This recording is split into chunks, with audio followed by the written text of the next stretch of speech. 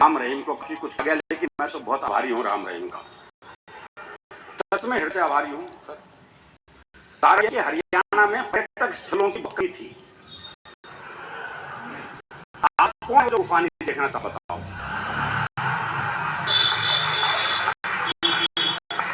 आज दिखा दो, से ज्यादा कमा सकते हैं।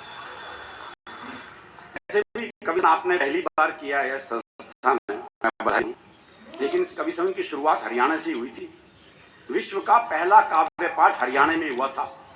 स्थान था कुरुक्षेत्र, कवि थे भगवान श्री कृष्ण और श्रोता थे अर्जुन।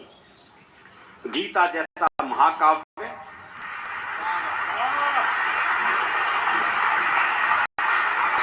वहीं रचा गया, ये पहला काव्य पाठ था। इस पहले को काव्य पाठ का इतिहास नहीं मिलेगा। 18 अध्याय सुनाए थे कृष्ण जी ने अर्जुन को। उसके बाद पूछा था मैं लड़ाई और सुनाऊं। फिर अर्जुन को लगा कि लड़के नहीं मरना ठीक रहे।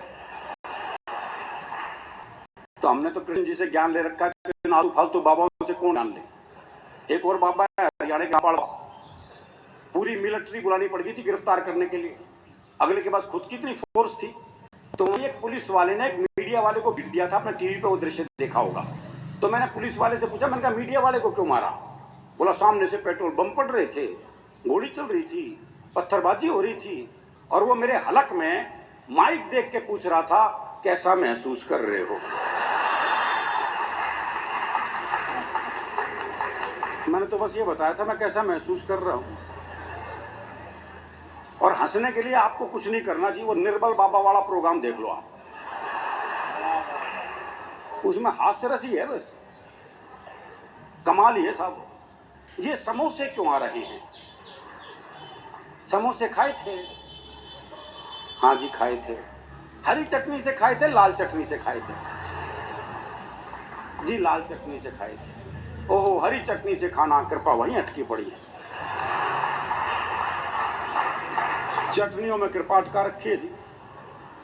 तो वो एक पहुंच गया था बहुत दुखी, बोले बाबा बीबी छोड़ के चली गई, बच्चे छोड़ के चले गए, व्यापार ठप हो गया बाबा, क्या करूं बाबा।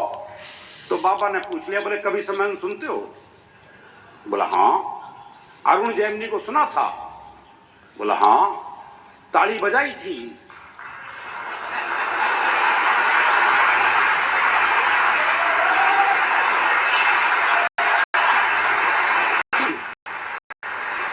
तो पता नहीं थी कृपा कहां अटकी पड़ी हो। एक और बाबा हरियाणा के बाबा रामदेव, वैसे बाबा क्या कहो उन्हें, तो लाला रामदेव कहो। नहीं वो एमडीएच वाला बुढ़ा कॉम्प्लेक्स में आ गया। बोले मॉडलिंग में मेरा कंपटीटर तो अभी आया है।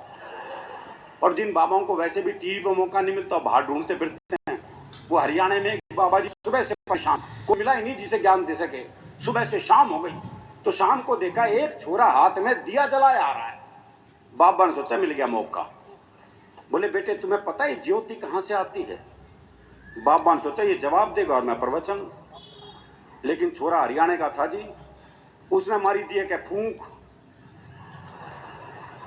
बोले बाबा ये बताइए ज्योति गई कहां?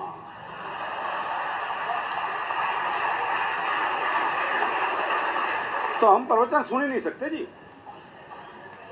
वो आज का हर एक स्कूल में योग टीचर लग गए। वो दिल्ली में एक योग टीचर बच्चों को योग सिखा रहा था।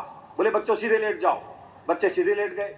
बोले अपने पैरों से साइकिल चलाओ, वो सारे साइकिल चलाने लगे।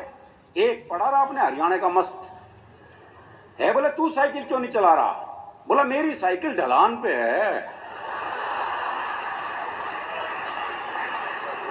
अब सिखा लो इन्हें योग।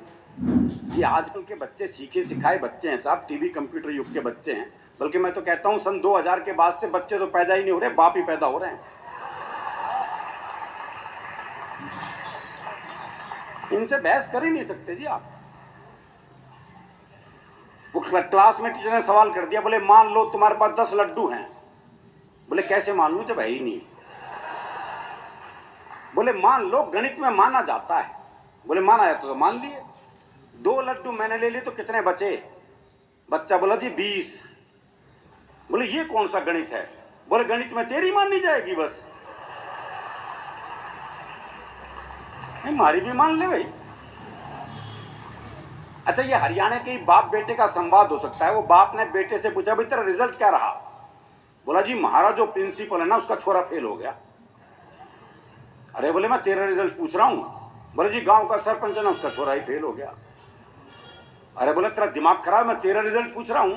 अरे बोले वही तो बता रहा हूं, तू कौन सा प्रधानमंत्री लाग रहा है?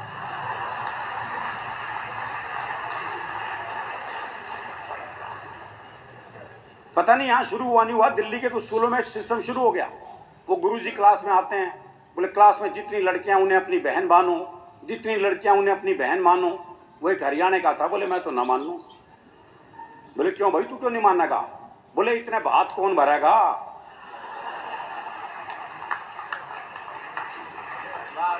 देखो बात उसकी सही है। जब वो इतनी दूर का भविष्य जानता तो निकट का तो जानता ही है। वो क्लास में टीचर ने सवाल कर